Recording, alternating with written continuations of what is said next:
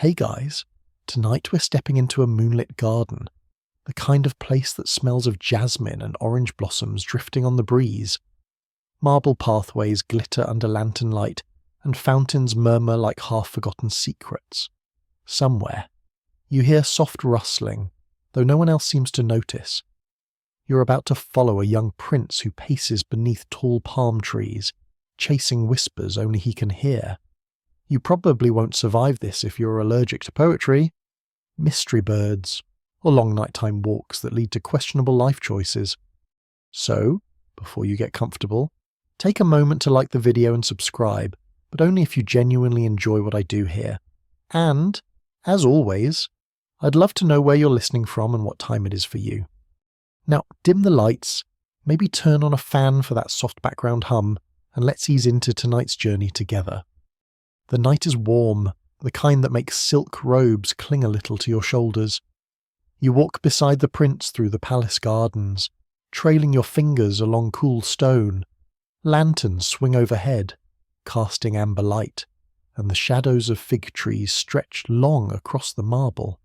The prince is restless, pacing like a scholar lost in thought, except he isn't chasing equations, he's chasing destiny, though he doesn't know it yet.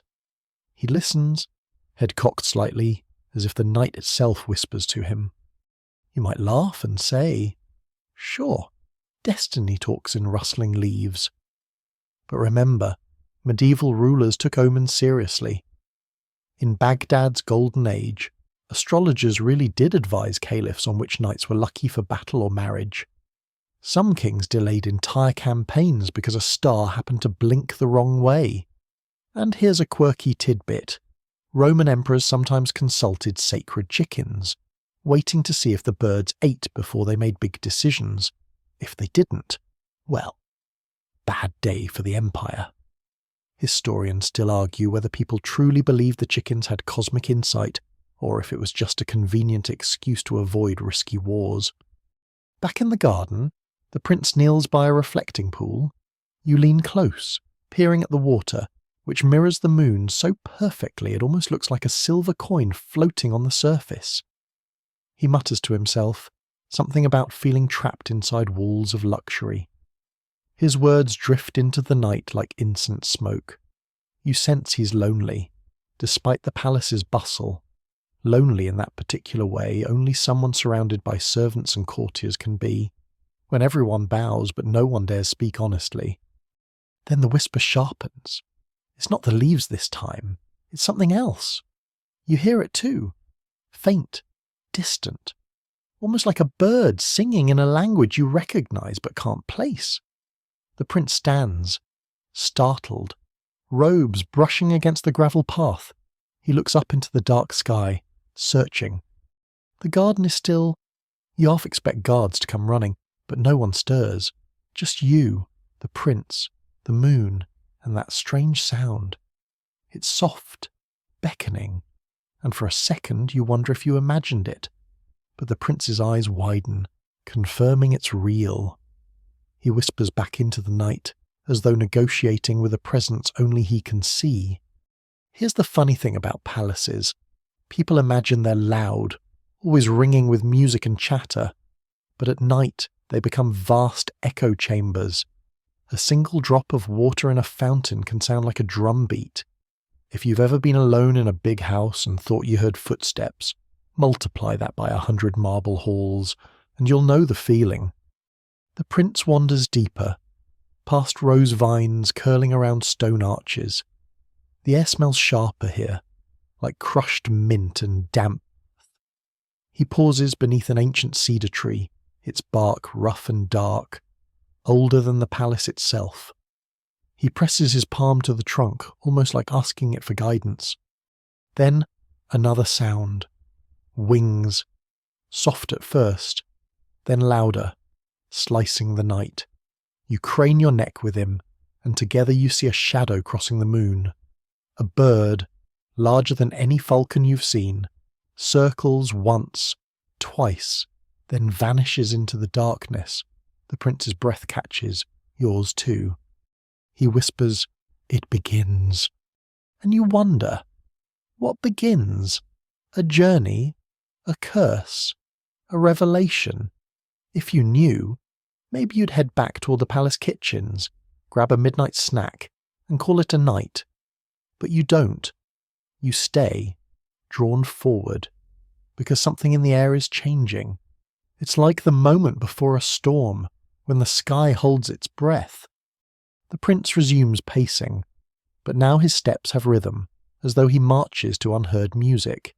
He looks younger suddenly, less like a ruler in waiting and more like a boy desperate to chase a mystery. You walk with him, through winding paths that twist like lines of forgotten poetry. The shadows of palm fronds dance across your skin, cool one moment, warm the next. At the farthest edge of the garden, where marble meets sand, the whisper rises again, this time clearer. A voice, yes, definitely a voice, threads through the rustling leaves. Words form, though faint. Prince, come closer. You glance at him. He glances at you.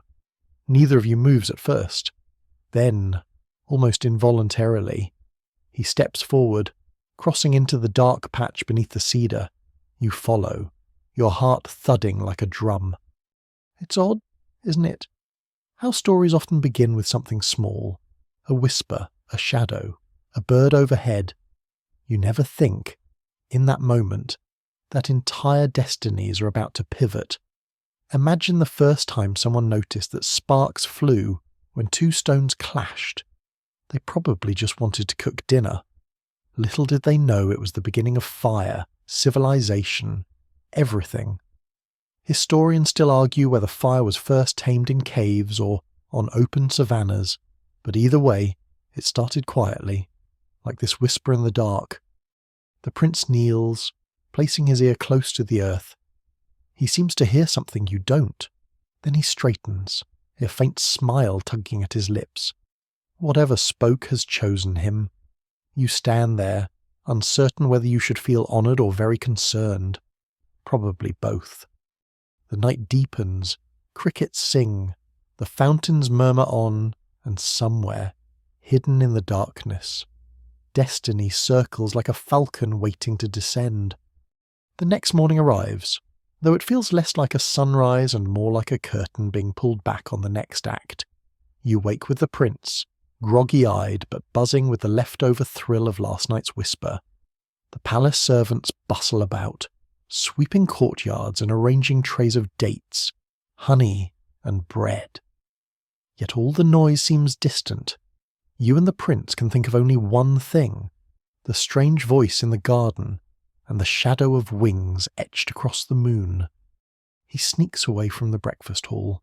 Imagine slipping out of your family's holiday dinner unnoticed, except multiply the pressure by a few thousand years of dynasty watching your every move. His sandals slap against the stone floor as he makes his way back into the garden, drawn by instinct. You follow him, the air still cool, carrying that faint scent of orange blossoms. And then, with a sudden whoosh, it happens.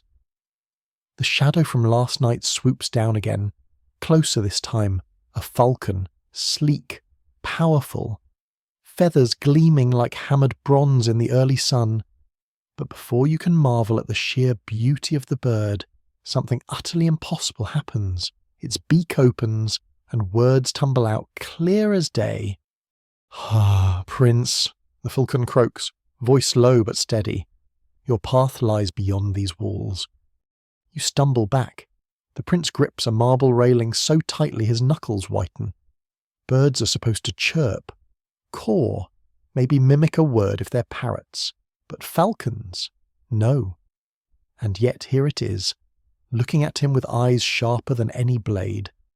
Now, if this sounds outlandish, keep in mind that history is sprinkled with tales of talking animals. In ancient Indian fables, birds and beasts regularly dispense wisdom, teaching princes how not to mess up their kingdoms. And here's a quirky tidbit. In medieval Europe, scholars once genuinely debated whether animals could reason.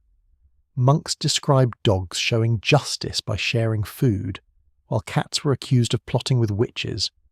Historians still argue whether those beliefs reflected genuine curiosity about animal minds or were just convenient ways to explain the unknown. Back in the garden, the falcon ruffles its feathers, clearly unimpressed with your skepticism. Do not waste time doubting, it says, tilting its head like a stern tutor. Your enemies grow bold, and your destiny waits where the desert begins. The prince swallows hard, then whispers, "Why me?" "Because you listen," the falcon replies simply. And honestly, that's not the worst qualification for heroism. The two of you move deeper into the shade, where sunlight filters through latticework in golden patterns. The falcon hops onto a stone pedestal, like it owns the place, and begins to speak in riddles.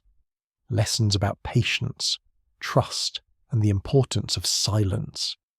You'd think a talking falcon would prefer dramatic speeches, but no, it leans toward cryptic fortune cookie wisdom. One gem. The greatest predator is not the lion, but the thought that says you cannot be one. You half expect him to hand out motivational posters. The prince listens, wide-eyed, as though every syllable is scripture. You can almost hear the wheels of his mind turning. He's been raised on sword drills, court etiquette, and lectures about duty. But this feels different. It's raw, unpolished wisdom. The kind that sneaks into your bones instead of just your head. A gardener passes by, carrying a bundle of herbs. He doesn't even glance at the falcon, as though the bird is invisible to everyone else. You blink. Did he not hear?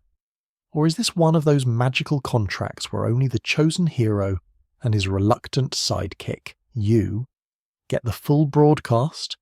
The falcon answers your unspoken question with a dry chuckle. Do not waste time trying to convince others. The blind cannot be forced to see. It's a little sassy for a bird, but fair enough. The prince, however, is torn. He asks, "If I leave, what happens to the kingdom?" The falcon clicks its beak, pacing. If you stay, betrayal festers. If you go, truth reveals itself. Every path has risk. But remember, gold locked away is treasure wasted. You tilt your head, that's almost good financial advice too. Maybe Falcon should start a YouTube channel. Here's something odd. Ancient falconry really was considered a royal art in the Middle East. Princes and caliphs trained hawks and falcons not just for hunting, but also as symbols of discipline and prestige. In fact, one Abbasid caliph, al-Mu'tadid, kept such detailed records of his falcons' training that they read like military manuals. Historians still argue whether this obsession was just a noble pastime, or if falconry was genuinely treated as a form of spiritual training. Looking at this talking bird, you're leaning toward the spiritual option. Hours slip by like sand through a glass. The prince practices listening, not just with his ears, but with his silence. The falcon asks riddles, then falls quiet, forcing the prince to puzzle them out. You notice how the boy, who once fidgeted with restlessness, now sits still, his breathing slower, his gaze calmer. Something is shifting. By midday, sweat beads on his forehead, but he doesn't move. His silk robe clings, yet he's rooted, determined to prove himself worthy of this strange teacher. The falcon finally nods, satisfied. You may yet survive the desert, it says. Wait, survive the desert? That escalated quickly. You were hoping for a nice moral parable, maybe a blessing or a magic trinket. Instead, you get homework involving scorching dunes and dehydration. Great. The prince nods solemnly, though you can see the flicker of excitement in his eyes. He's never stepped beyond palace walls without an entourage. Now, the promise of freedom, dangerous, reckless freedom, thrums in his chest like a drum. The falcon spreads its wings, blocking the sun for an instant. Tomorrow, it declares, at dawn, you will ride, and I will guide. And with that, it launches into the sky, circling once before vanishing into the glare. The garden feels emptier without it, though your ears still buzz with the echo of its words. The prince leans against the cedar tree, breathing hard, as if he's just sprinted across the whole courtyard. You feel it too, a shift, subtle but undeniable. The air itself seems charged, like the moment right before lightning cracks the sky. Destiny, it seems, has perched on the prince's shoulder. And you? Well, you're along for the ride. Dawn breaks softer than you expect. Not the dramatic, cinematic kind where the sun bursts over the horizon in a blaze of orange fire, but a slow, pale wash of light that slips between the curtains of the prince's chamber. You wake to the sound of sandals slapping stone as attendants shuffle in with trays of figs, almonds and honey-soaked bread, but the prince waves them away. He's not hungry. His mind is elsewhere, fixed on the falcon's promise. You trail after him into the courtyard, your own stomach grumbling. Seriously, figs and bread would have been nice. The garden smells of wet earth, as though the night had been busy scrubbing the stones clean. And sure enough, perched on the same cedar branch as yesterday, the falcon waits. Its feathers glisten with dew, sharp eyes reflecting the dawn like polished obsidian. "Prince," it croaks, "your lessons begin now." And just like that, the palace fades into the background. The servants, the guards, even the watchful eyes of suspicious advisers all seem far away. What matters is here, a boy and his bird. The falcon sets the tone quickly. First, discipline, it says. You must learn to still the restless sea inside your chest. You're like water in a shaken jar. Quiet it or drown in it. The prince swallows. He sits cross-legged on the stone, closing his eyes. You can see the tension in his shoulders, the way his fingers twitch as though itching to draw a sword he doesn't have. You sit beside him, 'cause, well, it feels awkward just standing there like a decorative vase. At first, silence is unbearable. Every sound stands out, the distant drip of water from a fountain, the scratch of a cricket in the grass, your own breathing that suddenly sounds way too loud.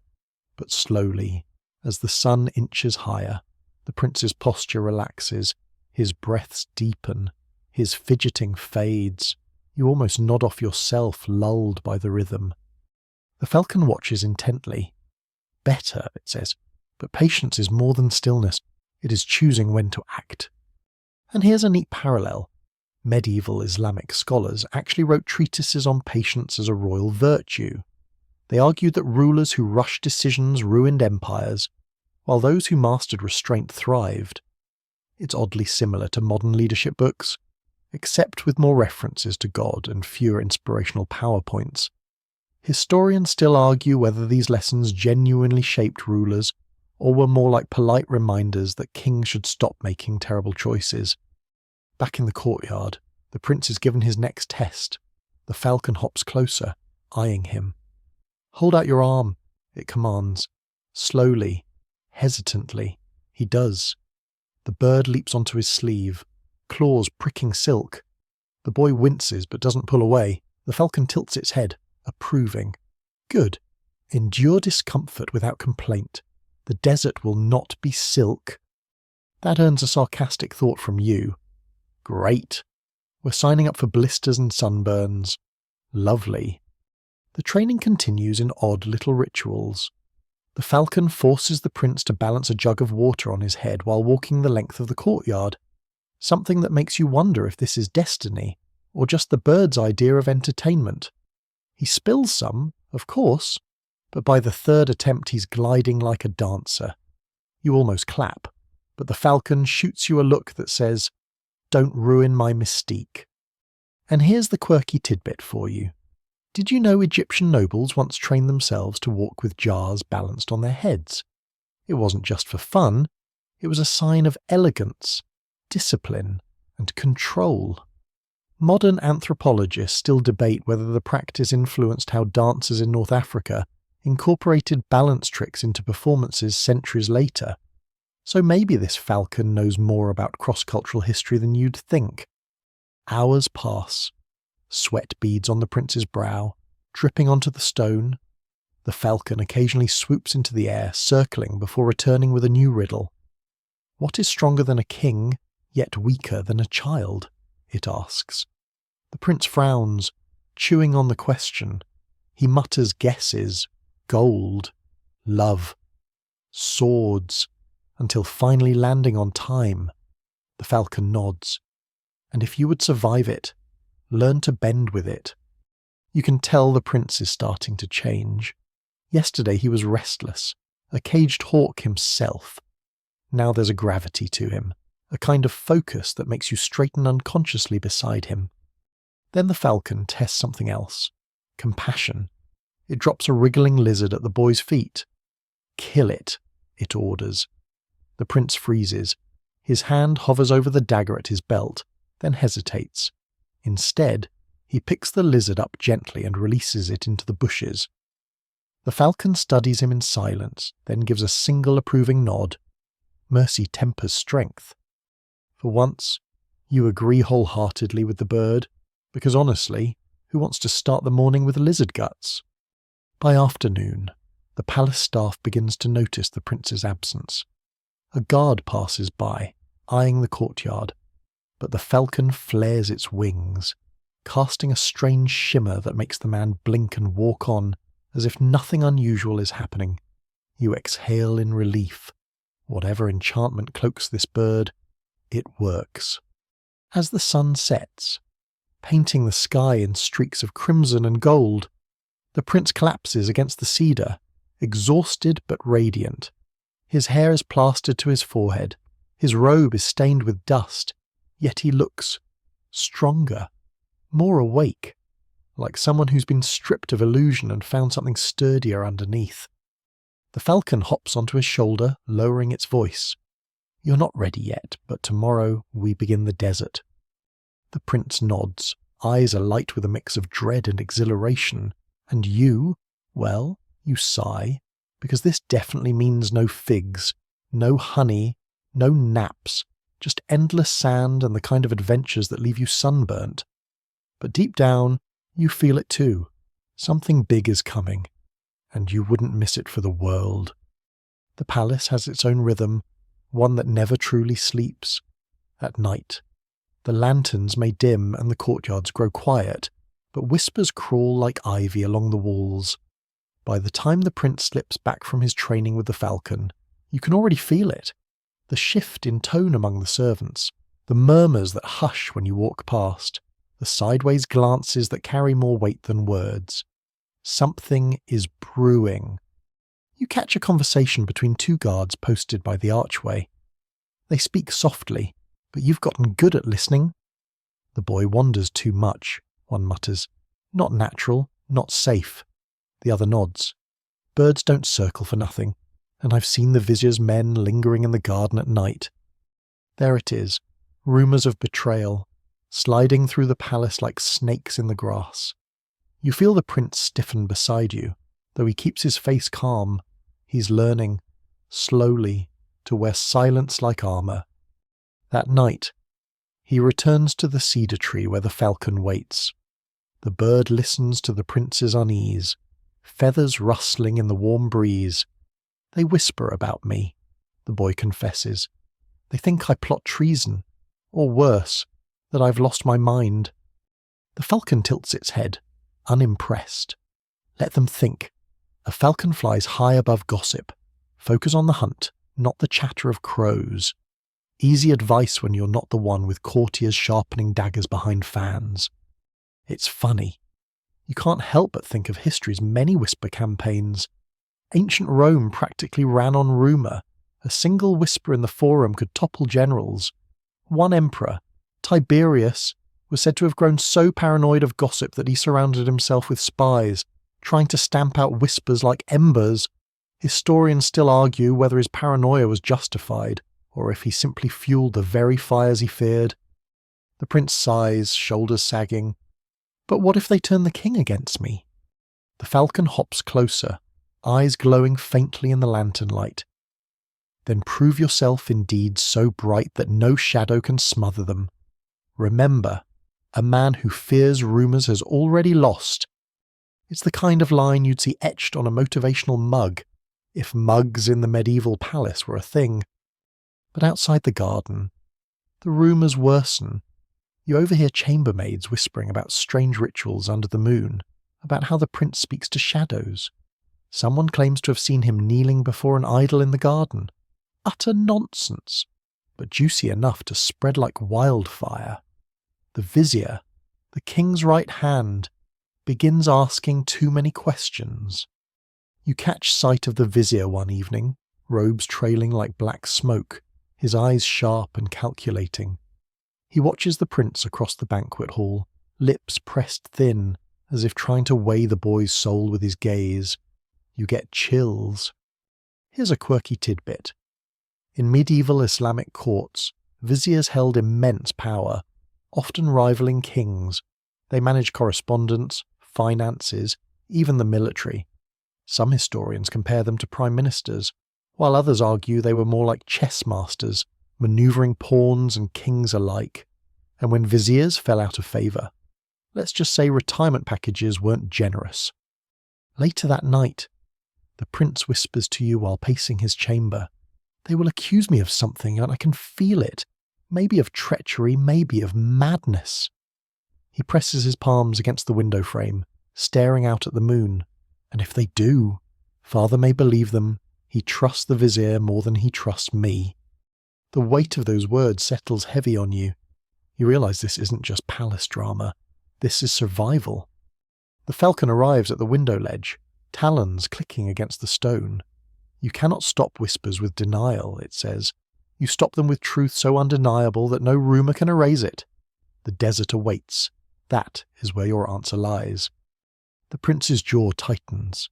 He looks younger and older at once, a boy forced into choices that taste like ash. But he nods. Then I must go. Still, fear lingers. It's one thing to promise adventure by moonlight. It's another to risk your life when knives are being sharpened in corridors. You can almost hear the rumours multiplying like weeds. One day it's talk of madness. The next it's whispers of sorcery. You wouldn't be surprised if someone accused him of turning figs into gold. And here's the thing. Rumours stick. Even if disproven, they leave stains. Historians still argue whether Marie Antoinette ever uttered, "Let them eat cake." She almost certainly didn't. But the rumour defined her legacy. That's the poison of gossip. It outlives facts. As the night deepens, the prince lies awake, staring at the ceiling, his mind chasing every whispered betrayal. You sit nearby, wishing you could shield him, but all you can do is listen to the falcon's advice echo in your head. Prove yourself in deeds. Tomorrow, the desert. But tonight? Tonight, the palace feels less like home and more like a trap tightening its jaws. The night is heavy with silence when the queen comes. Not the queen in all her regalia. No jewelled crown or embroidered silks, just a mother slipping into her son's chamber with a lamp cupped in one hand. The flame flickers across her face, softening the lines of worry that have deepened over the years. You're sitting cross-legged near the window, trying to stay invisible, but her gaze sweeps over the room and lands firmly on her son. "My child," she whispers, "you walk with shadows lately." The prince tries to sit straighter, his expression shifting into the careful neutrality he uses at banquets. But with his mother, the mask falters. He sighs, rubbing his forehead. "Mother, they whisper against me. They think I'm bewitched, or worse." She sets the lamp on a low table and sits beside him. Her hand, ringed with silver, rests gently over his. "Whispers can be louder than truth," she says, her voice steady. "But they are also smoke. Do not grasp at them." You can tell she's speaking from experience. Queens always know more than they let on. In palaces, survival is often a matter of who can play the quietest, most patient game. The queen leans in, her tone softening into the cadence of an old story. "Long ago, before you were born, there was a prince not unlike you, bright, eager, but too trusting. His friends at court flattered him by day, but at night they met in secret. They planted rumours that he wished to seize his father's throne. One day, those whispers reached the king's ears, and when soldiers came to seize him, he had no proof to deny them. The prince's eyes widened. What became of him? Her lips pressed together. Some say he was sent into exile, others that he was executed in secret. Historians still argue whether the tale is truth or cautionary fiction, but I tell it so you understand. Courts are nests of vipers, and trust must be guarded like a jewel. You feel a chill? That story could so easily be his. Here's something fascinating. Royal mothers in many medieval courts often wielded soft power through counsel, stories, and cautionary tales. In some dynasties, mothers even advised their sons on military strategy, though history books often credit the fathers. A quirky tidbit: during the Mongol Empire, Genghis Khan's daughters-in-law managed entire regions while their husbands were at war. Yet their names rarely appear in official chronicles. Queens and mothers, it seems, were the invisible architects behind many decisions. The Queen's voice lowers. "I have heard you walk in the gardens with a falcon.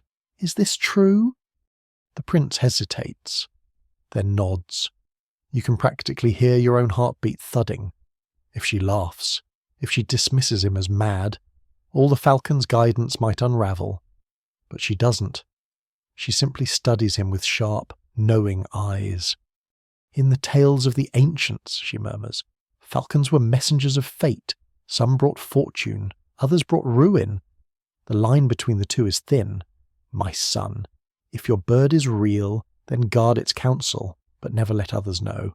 A prince who talks with animals becomes easy prey for ridicule." That lands like a stone in your stomach. It makes perfect sense. People don't fear a boy who speaks with birds. They laugh at him, and laughter, in politics, is as deadly as steel. The prince fidgets with the edge of his robe. "But mother, the bird speaks of a journey. It says my fate lies beyond the desert." Her face flickers in the lamplight. She looks torn between fear and pride. "The desert swallows men whole," she warns. "Caravans vanish. Sandstorms strip bones in minutes.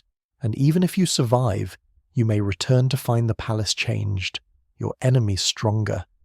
She grips his hand harder. "If you must go, then go not as a dreamer chasing riddles, but as a man who knows he might never return." The silence that follows is heavy. You can almost hear the sand shifting in the future that lies ahead. And here's the funny part. As terrifying as her warning is, you can't help but notice she's also giving him permission. That's the paradox of mothers. They guard, they fear, and yet they also let go, even when it hurts. The prince nods at last. "I will go, mother, but I will return stronger." The queen exhales, her eyes shimmering. She touches his cheek, smoothing back his hair like she did when he was small. "Then take my blessing," she whispers, "and remember the story I told you. Do not trust every smile." She rises, lifting her lamp, the flame casting long shadows across the chamber walls.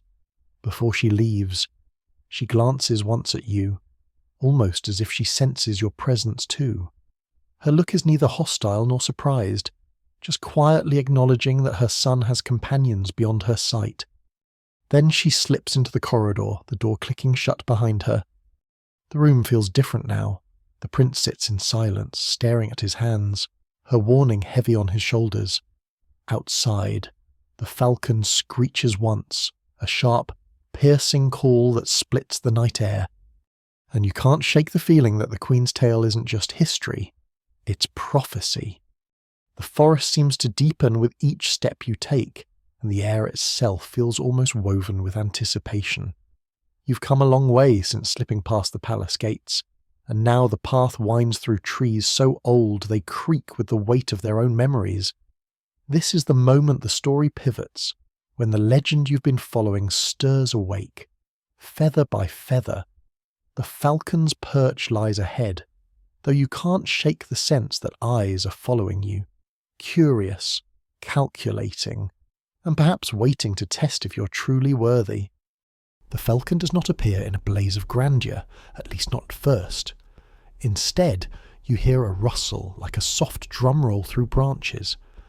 Then a gleam of silver feathers flashes against the moss-dark backdrop. When the bird finally alights on a low bough, you see why whole tales have been spun around him. His feathers shimmer like moonlight condensed into plumage, each quill edged with a faint glow. And those eyes, oh, those eyes seem less avian than you'd expect. They're knowing, appraising, and the sort of gaze that makes you straighten your posture because, well, you suddenly feel like you're on trial. Your guide's words echo in your mind. The falcon speaks truth, but only when it chooses. It's not unlike that one teacher in history class who barely opened his mouth all semester, and then during the final exam muttered one cryptic clue that somehow determined everyone's grade. Except here, you don't get a scantron, just your wits. As you approach, the falcon tilts his head with regal disinterest, then utters a sound that is unmistakably speech. The first phrase is halting, like a record player finding its groove, but soon the bird speaks clearly, as though centuries of silence have been broken by the right listener. He tells you the prince has been cursed, not by accident, but by betrayal. A jealous brother, eager for the throne, conspired with a court sorcerer. Their spell did not kill the prince outright, but bound his destiny to the falcon himself. The bird and the boy share a single thread of fate. If one suffers, so does the other. If one rises, the other must fall. It's a neat little package of magical cruelty, really, like an insurance policy written by a lawyer who hates everyone. The falcon warns you, to help the prince, you must endure trials of both wit and endurance. Fail, and not only will the prince remain captive, but you too might find yourself bound to the forest. Now, you've probably faced some pressure in your life. Group projects, job interviews, parallel parking in front of a cafe crowd. But let's be honest, none of those had the risk of magical entrapment for eternity. You recall a detail from medieval hunting traditions. Falcons were prized not only for their skill but for their loyalty. Kings and nobles kept them close, often feeding them before themselves. A trained falcon could mean prestige as much as survival. But here, the loyalty is reversed. The falcon is not a servant but the jailer, though unwillingly so. Historians still argue whether tales like this one represent anxieties about power. Was it really about animals, or about the uncomfortable reality that rulers themselves could become trapped by their own authority? And then, almost casually, the falcon drops a tidbit stranger than fiction. Before you can free the prince, you must first confront illusions designed to unravel your sense of self.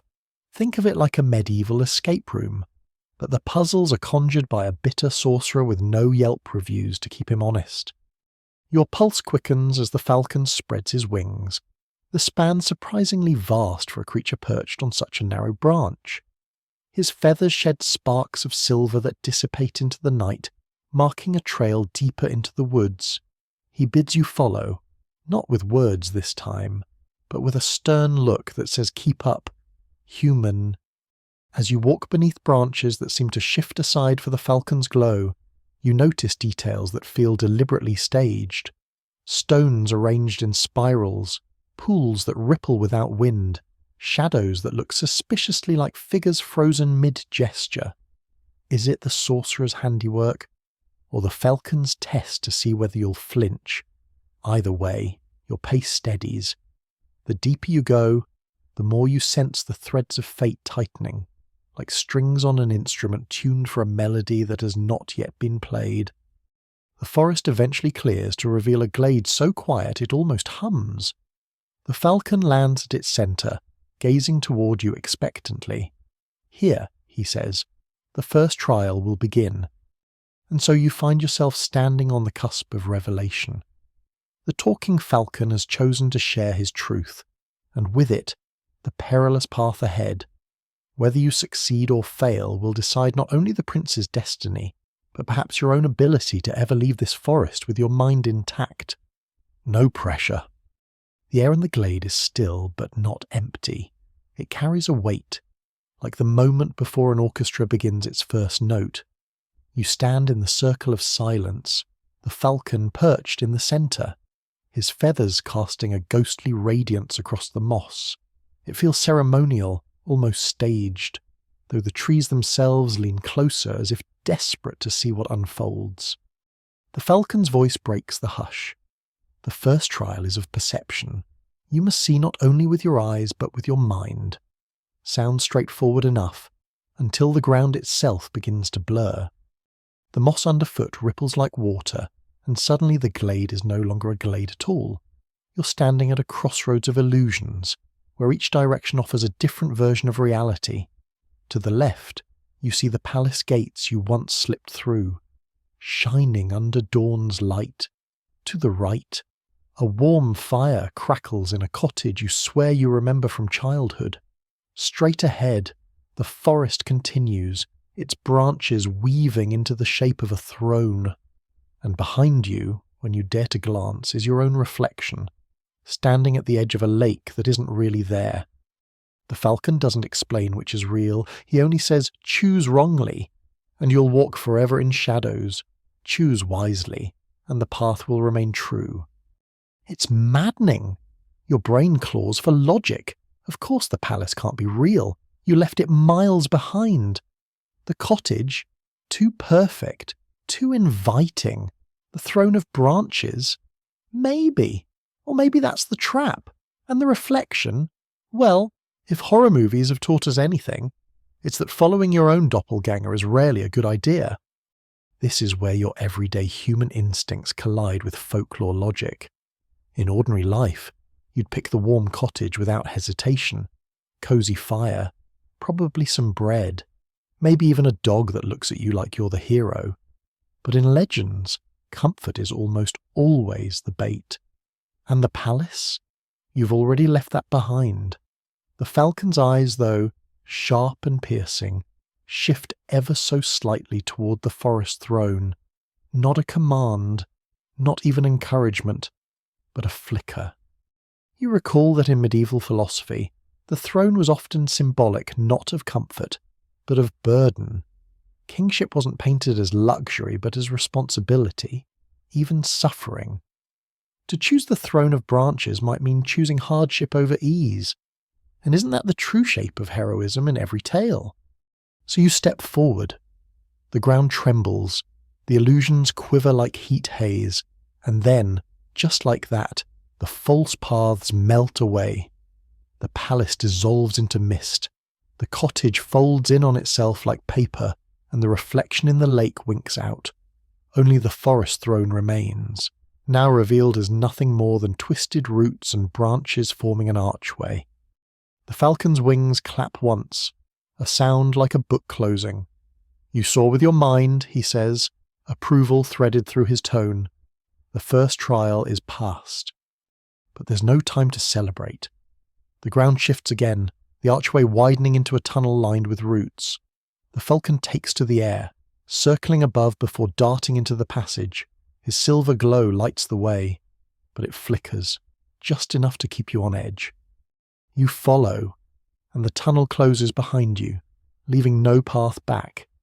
The air grows damp, carrying the earthy tang of soil and something sharper, like iron. Shapes flicker in the corner of your vision, faces half-formed in the bark, hands reaching from knots in the wood. The falcon's voice drifts back. The second trial tests not your eyes, but your heart. That doesn't sound reassuring. In fact, it sounds like the part of a game where the difficulty spikes without warning. The tunnel opens into a cavern, its ceiling so high it disappears into shadow. At the centre, a pool glows faintly blue, as though lit from beneath.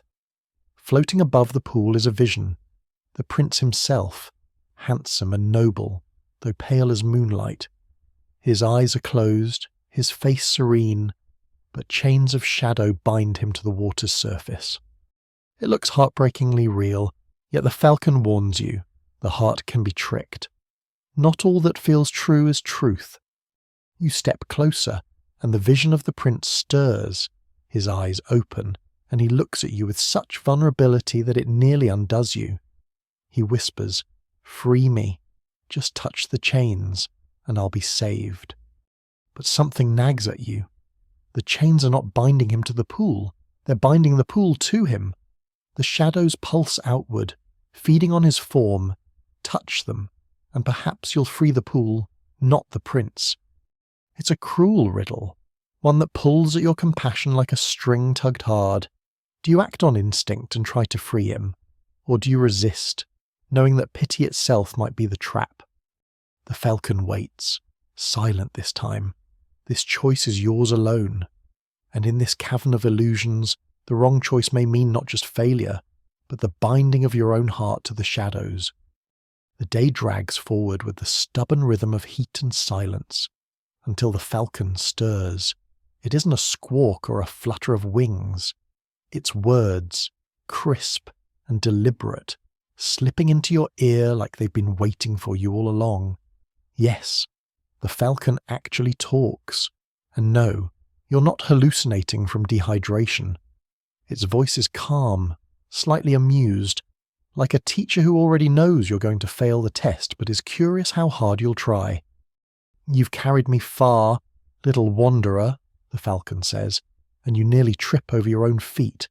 If you were holding coffee, you'd have sprayed it everywhere." The bird tilts its head, sleek feathers catching the sun like polished bronze. "I was once a prince, cursed by treachery, bound to this form, and you, whether you like it or not, are my chance at freedom." Your first thought, of course, is that you've officially snapped. The desert heat has fried your brain like an egg on a dashboard. But then the falcon goes on, explaining details so precise, so oddly human, you can't brush it off. It knows the exact number of soldiers stationed in the ruined citadel you passed days earlier, remembers what the stars looked like the night you first picked it up, even mimics your own tone when you muttered about sand in uncomfortable places. Talking animals are old hat in folklore, sure, but hearing one sass you directly is another level. The falcon recounts its story, once a noble prince of dazzling lands, envied and betrayed. A jealous sorcerer cursed him into feathers and silence, locking him in a cycle of flight and captivity. Only when carried willingly across the desert by one with a pure heart, yes, that means you, can the curse unravel. And wouldn't you know it, you've basically stumbled into the world's weirdest adoption program. Historical fact break. The medieval Islamic world, where 1001 Nights spread, was fascinated by the idea of transformation curses. Physicians like Avicenna even speculated on how people saw demons or animals during fevers. Scholars still argue whether these tales were allegories for psychological states or meant to be taken literally as magic. It makes you wonder, are you helping a cursed man, or just babysitting your heatstroke hallucination? But the falcon doesn't stop with his origin story, and he lays out a quest. You must carry him not just anywhere, but to a hidden valley beyond the horizon, where 3 trials wait, complete them, and the curse breaks. Fail, and, well, falcon forever. You'd think a prince might sweeten the deal, like offer a lifetime supply of dates, or at least cover your sand-induced chiropractic bills. But no, it's destiny or bust. A quirky tidbit. In early falconry, royals would pay absurd amounts for rare birds, treating them like feathered jewels. Some kings were buried with their falcons, as if the bird was both status symbol and eternal companion. The falcon on your shoulder, though, comes with sass, sarcasm, and unsolicited life advice. You're basically running a fantasy podcast with him as co-host. As you trudge on, the bird grows oddly comforting. It warns you when dunes shift like quicksand, points out hidden oases that feel like hallucinations but turn out to be real, and even entertains you with mocking impressions of palace courtiers from his old life. Imagine Morgan Freeman narrating while also roasting your hydration habits. But every reassurance is shadowed by warnings. The first trial lies where mountains meet the sand, guarded by illusions. Many wanderers have failed, turning back in fear, leaving their bones as cautionary decor. And you, the unlikely hero with dust in your shoes and skepticism in your veins, must keep walking. You glance at the falcon, perched regal and sharp-eyed, and he stares right back. "Do you trust me?" he asks, voice smooth and impossibly steady. The question feels heavier than the desert itself. The wind picks up again, curling around you like unseen fingers, carrying the faintest echo of laughter. Not mocking laughter, but the kind that suggests someone, somewhere, knows you're standing on the edge of a story much bigger than yourself.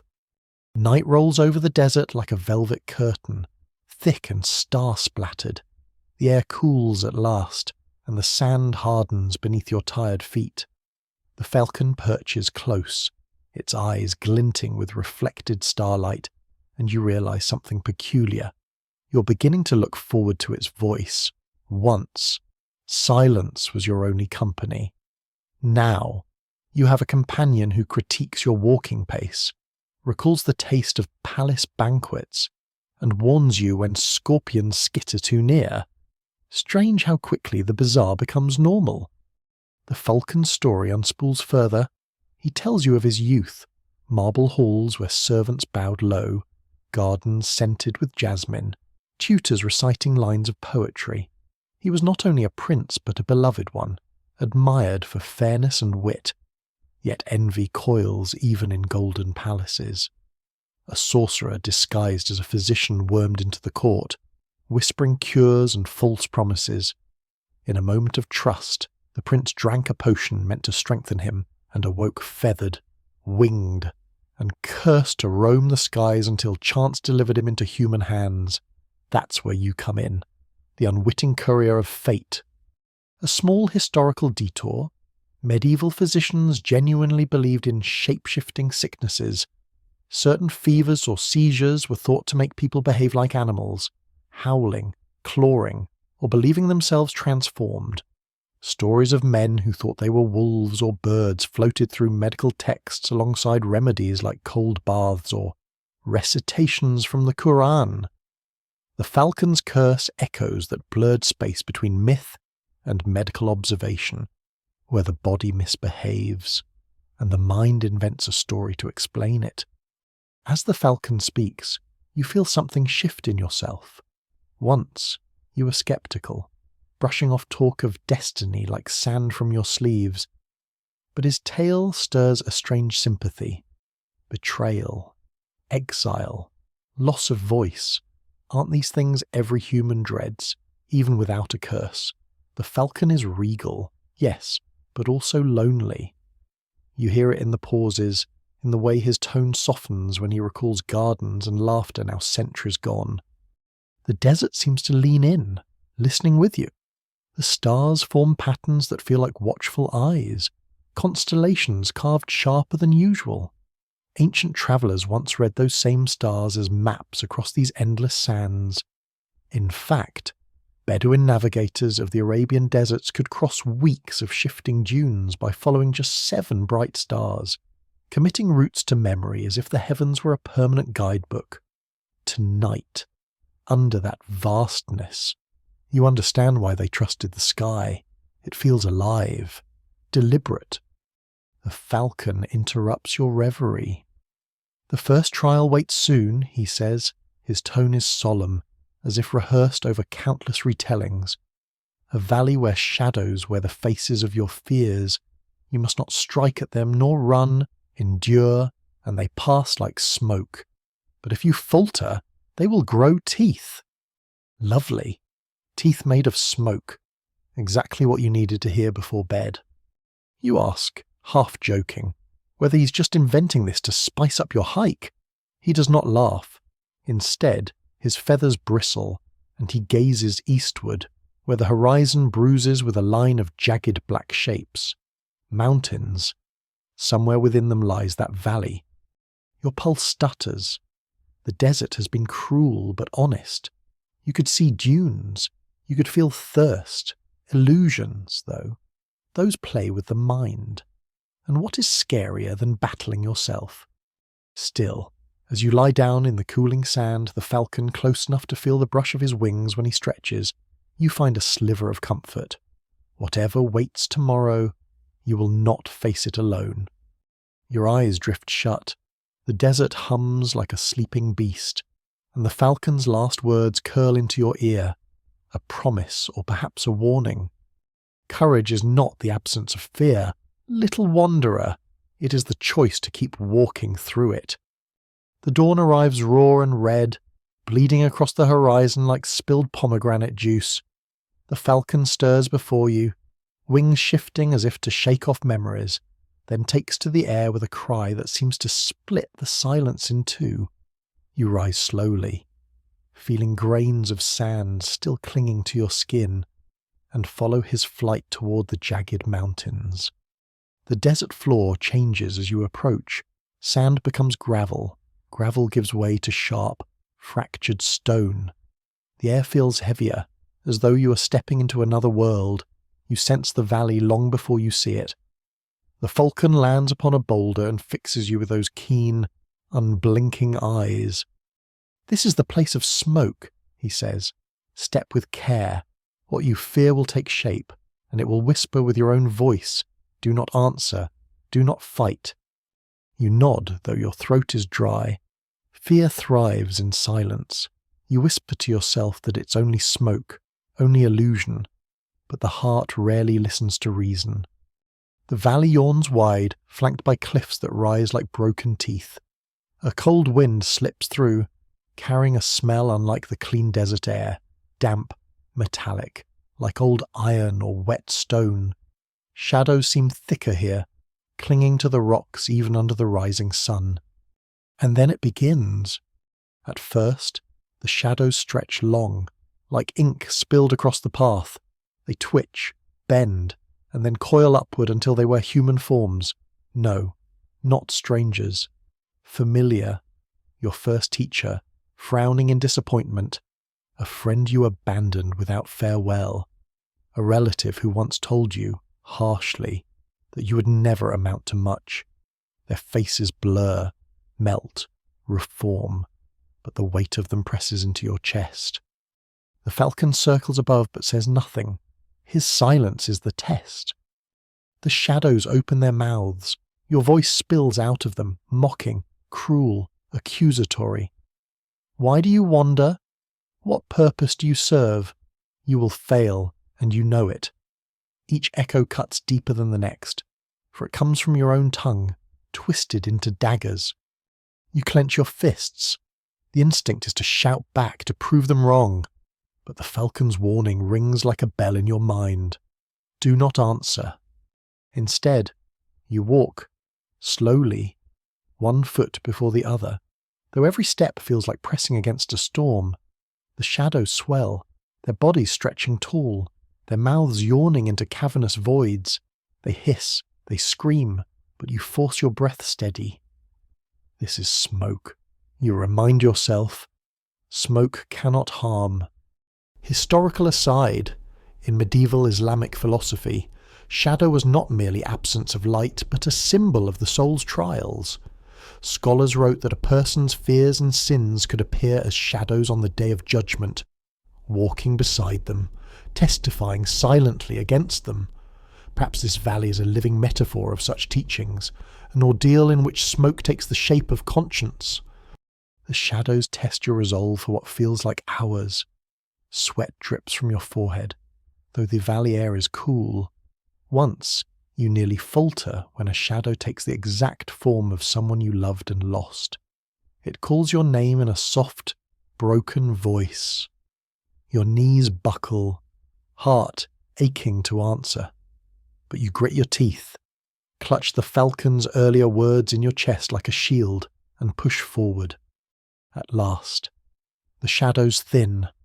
Their edges blur back into smoke, drifting upward until the valley air clears like a curtain lifted. Silence floods in, real silence, not heavy with whispers. The path opens towards sunlight, and the falcon swoops down to land on your shoulder. "You endured," he says, and his voice is less sharp, more proud. "Few do." Relief washes over you, but it is a weary relief. You survive the valley, yes, but the memory of those faces, those voices, lingers like embers under ash. As the sun climbs higher, you realize something profound. Courage has not erased your fears. It has simply taught you how to walk through them, and that knowledge is a treasure heavier than gold. You leave the valley of smoke behind, though its residue clings to your heart like the bitter taste of strong coffee. The path winds upward into the mountains, where the stones gleam faintly as though licked by hidden fire. The falcon keeps pace above you, silent now, letting your thoughts fill the air. Every few steps, the world seems to shimmer as if the air itself ripples like water. You blink and it steadies, but the unease remains. The falcon finally breaks his silence. Do not resist the shimmer. The mountains here hold memories. If you see visions, let them pass before you as one watches clouds drift. You nod, though uneasily, for the valley's illusions were terrible enough. Now the mountain itself promises visions. The climb is steep, your muscles ache, your breath shortens. Yet with each turn, the air grows sharper, cooler, tinged with something sweet, like frankincense burning in a hidden shrine.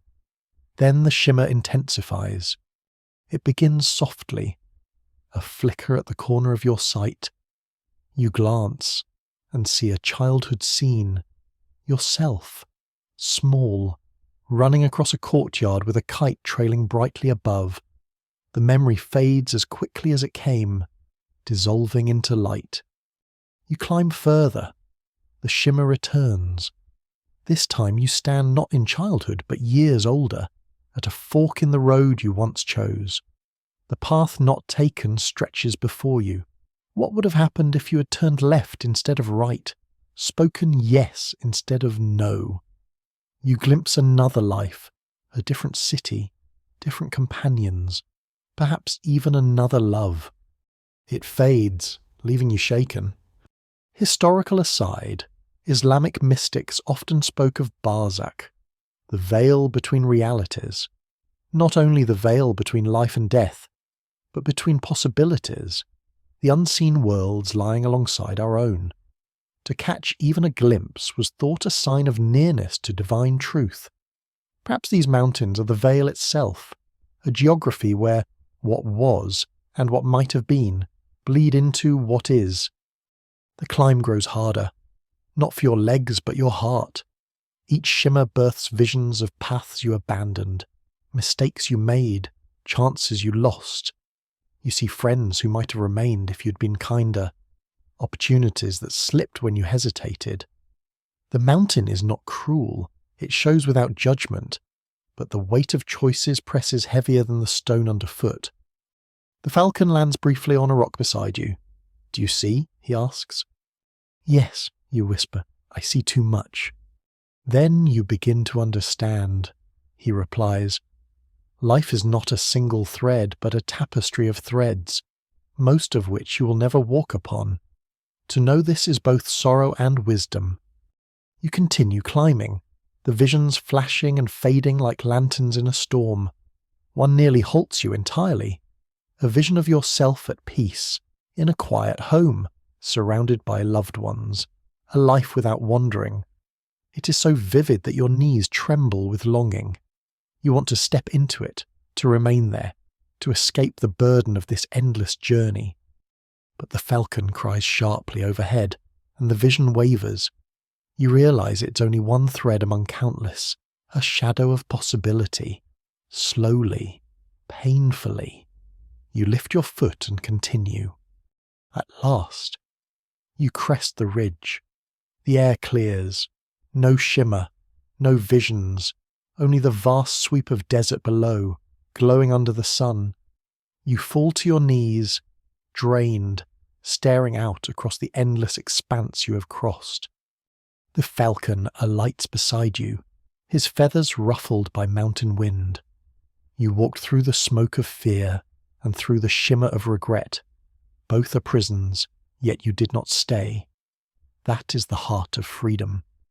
You breathe deeply, tasting the truth in his words. Fear and regret.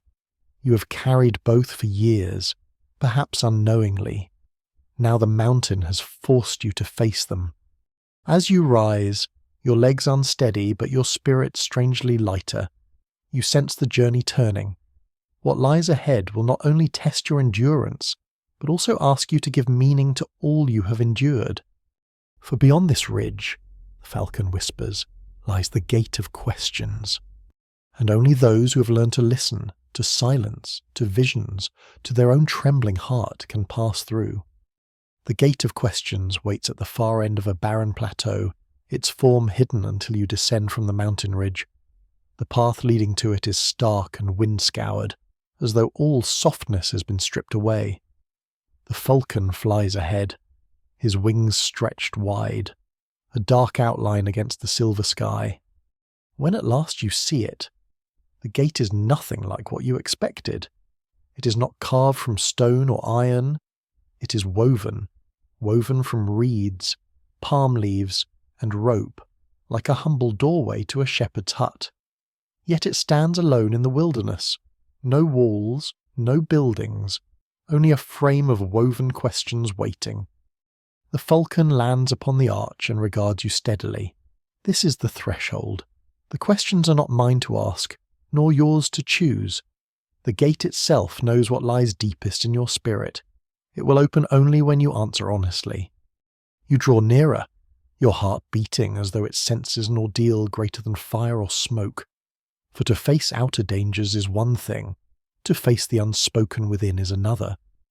The woven strands quiver though no wind moves them, and then a voice comes, not from outside, but from the gate itself, seeping into your chest like water through sand. The first question, what do you most fear losing?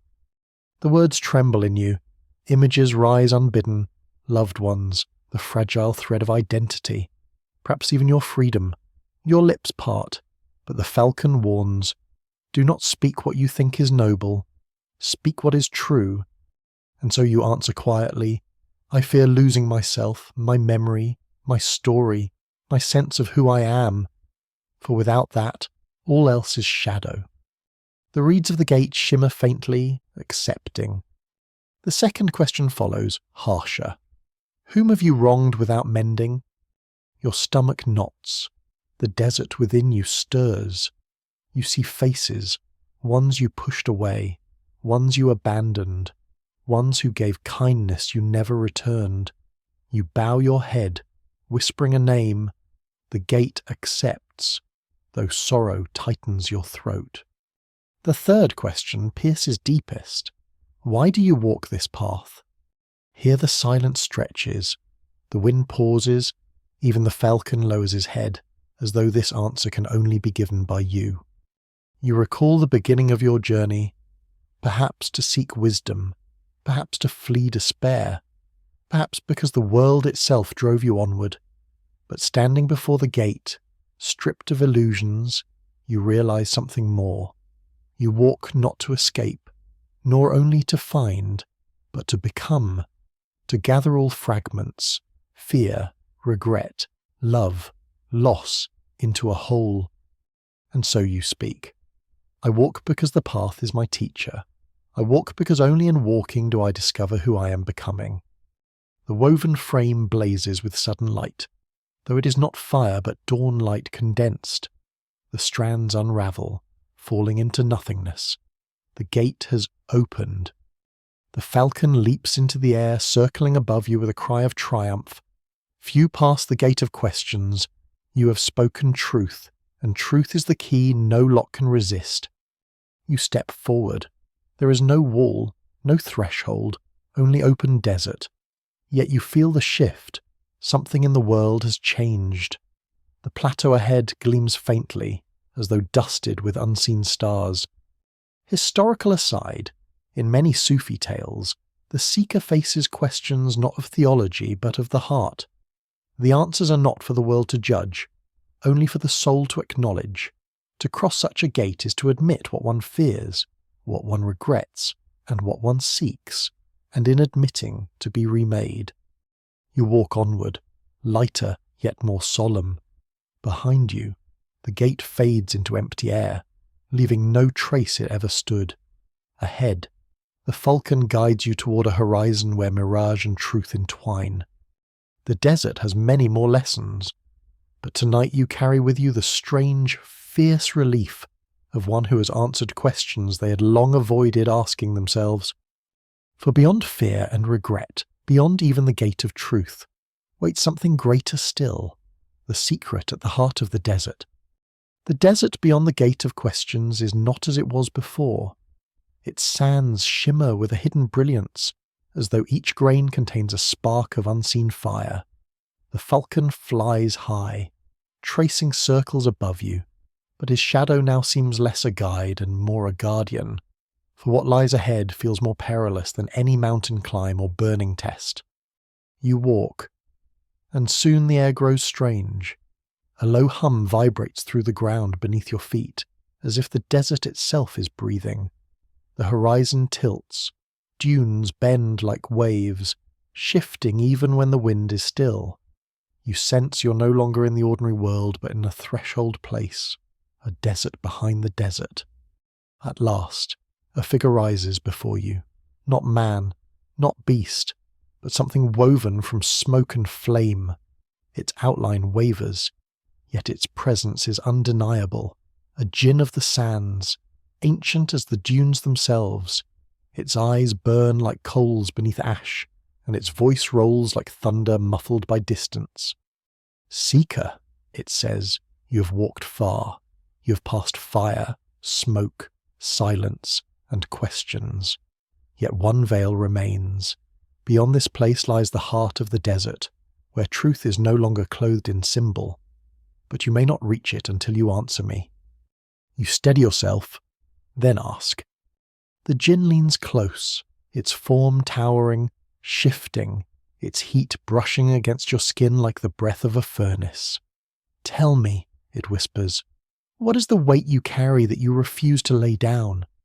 The words strike you harder than flame, for the desert has stripped you again and again, but still something clings, an old wound, a hidden shame, or perhaps a stubborn pride.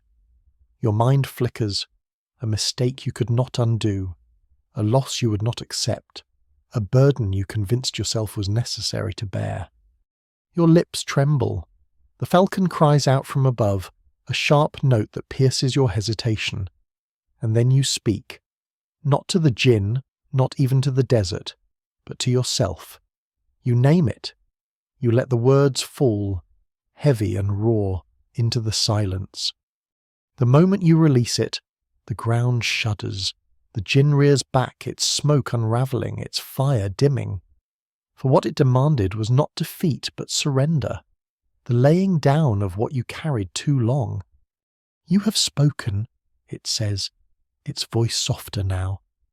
"Then pass. But remember, the desert does not take what you will not release. It only shows you the mirror. To walk further, you must walk unburdened." And with that, the djinn dissolves into the sand, leaving only a faint warmth in the air. You stand still, trembling.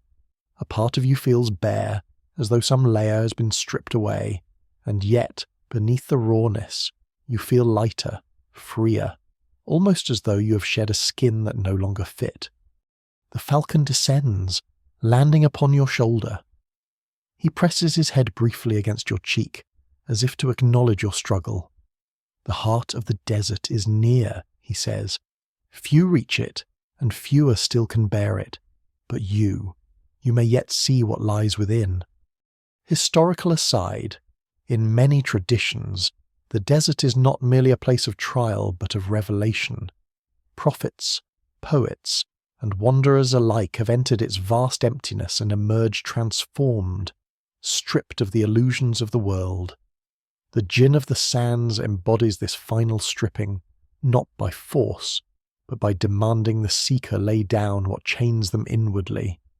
The dunes ahead glow faintly with starlight, though the sky is cloudless. It feels as if the heart of the desert itself is pulsing just beyond the horizon, waiting for you. You breathe deeply. The journey is not over, but the weight you once bore is gone. Ahead lies only the pure, unguarded truth. And so you walk on. The desert grows utterly still as you move forward, every step softened by sand that seems to glow from within. There is no wind now, no shifting dune, no cry of the falcon, only silence, vast and unbroken, as though the world has paused to watch your final steps. Ahead, the horizon bends inward, curving like a bowl, and you realize you're walking into the very heart of the desert. The light grows stranger, neither sun nor moon nor star, but something older, purer. Each grain of sand glimmers as if the desert itself were made of fragments of fallen sky. The falcon leaves your shoulder, rising into the air one last time. His voice echoes, "Here all journeys end, and all journeys begin." Then he circles higher and higher until he vanishes into the whiteness above. You are alone. At the centre lies a great hollow, a basin of stillness. You descend into it, your steps soundless, your breath steady.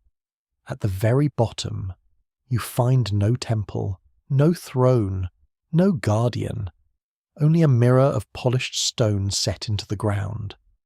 You kneel. The mirror does not reflect your body but your soul, unveiled. You see all you've carried, wounds, joys, fears, and truths too long hidden.